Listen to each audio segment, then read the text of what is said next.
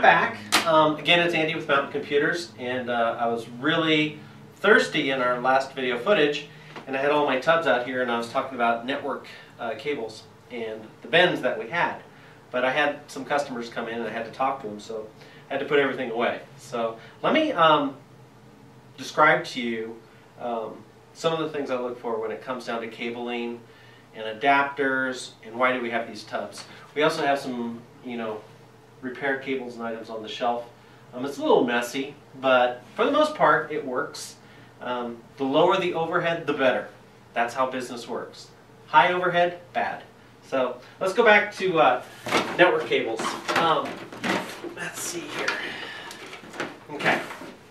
So this network cable here is just a yellow. It's a 6-foot cable. It's RJ45. Let me show this to you here. See if you can see. RJ45. Look at that. See? This one's shielded. You can see the metal shielding around it. It's Cat 5e. It actually says it here on the side.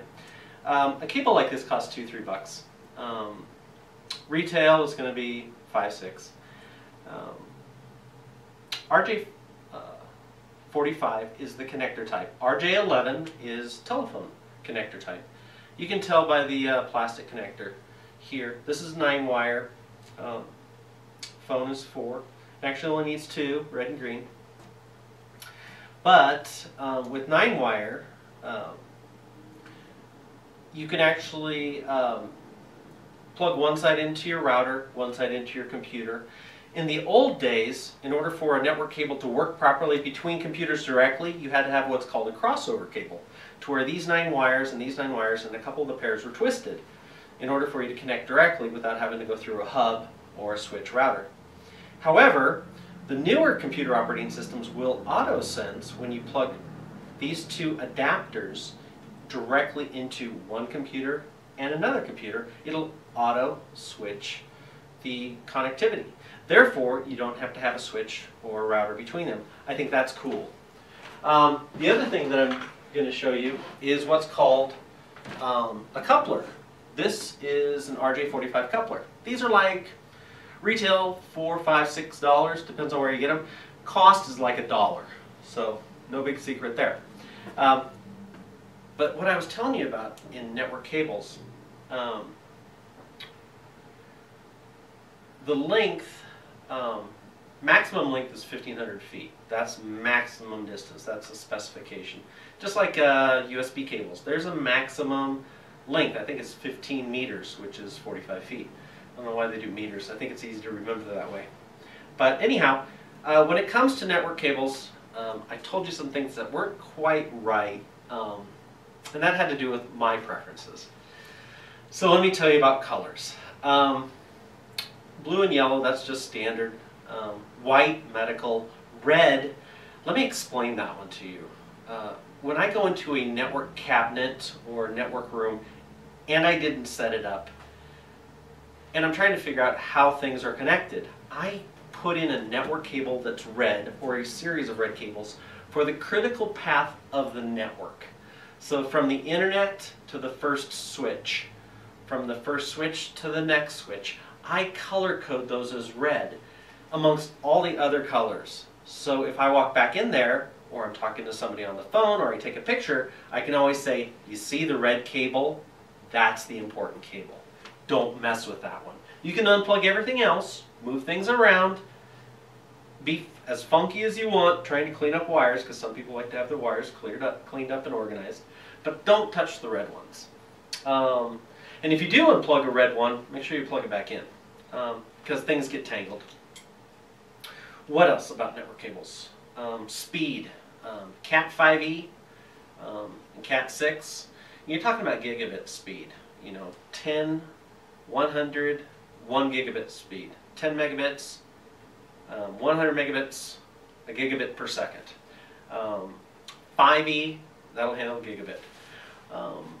One thing that's also interesting about old offices is I've had clients where I'll upgrade the whole network with a gigabit switch, and so it's 10, 100, 1000 on the switch, and so all of the jacks all turn up to green, and everybody's gigabit. That's the quickest way to get a QuickBooks operating environment to be faster.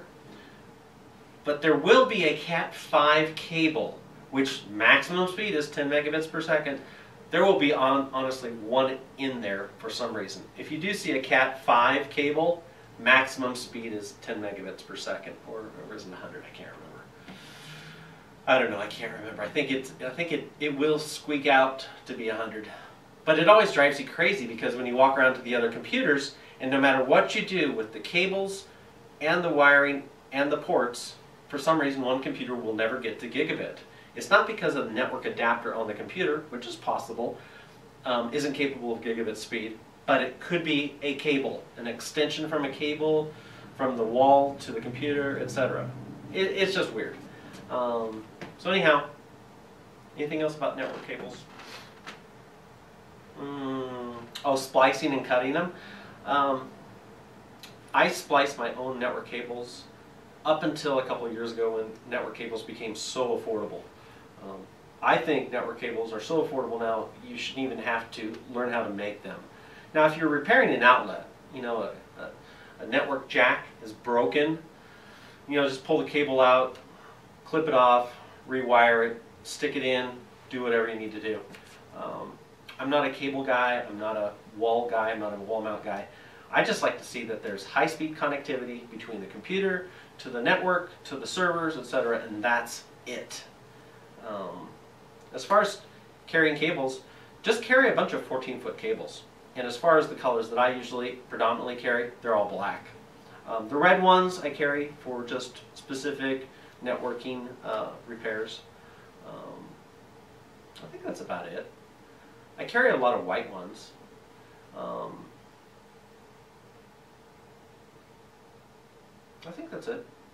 Yeah. For today, let's just stop there on network cables and the tubs. See, on the price point, I have a 3-foot cable for $350, a 5-foot cable for $350. Does that make sense? Yeah, that does make sense. 14-foot cable is $10. Gives you a little idea. A 50-foot cable is $18. A 100-foot cable is $39. So that gives you an idea of pricing. Now, if your retail price is obviously higher than that, you're getting ripped off. But to each their own. I don't like to pay retail. I like to get wholesale or retail.